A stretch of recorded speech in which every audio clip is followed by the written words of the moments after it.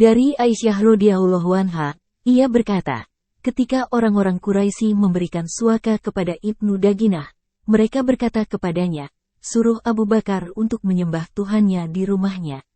Silakan dia salat di rumahnya sesuka hati, dan membaca apa yang dia suka.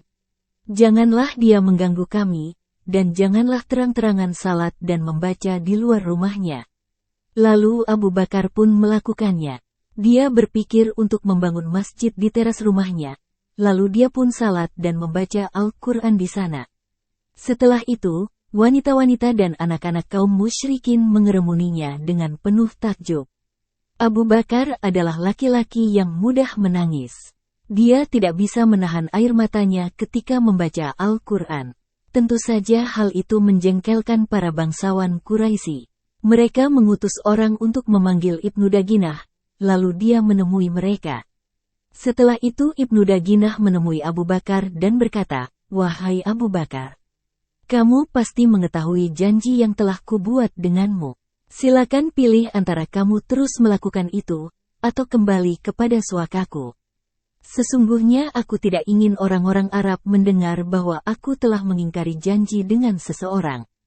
Lalu Abu Bakar menjawab, "Aku kembalikan kepadamu suakamu, dan aku rela dengan suaka Allah dan Rasul-Nya." Rasulullah Shallallahu Alaihi Wasallam saat itu berada di Makkah. Suatu hari, Abu Bakar meminta diambilkan air minum, lalu dia diberi gelas yang berisi air dan madu. Saat mendekatkan gelas itu ke mulutnya, Abu Bakar menangis dan membuat orang-orang di sekitarnya ikut menangis. Kemudian Abu Bakar diam, tetapi mereka tidak kunjung diam. Kemudian Abu Bakar kembali menangis hingga mereka mengira bahwa mereka tidak sanggup untuk bertanya kepadanya.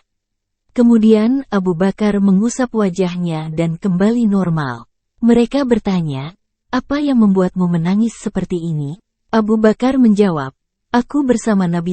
Lalu beliau mendorong sesuatu dan berkata, "Menjauhlah dariku.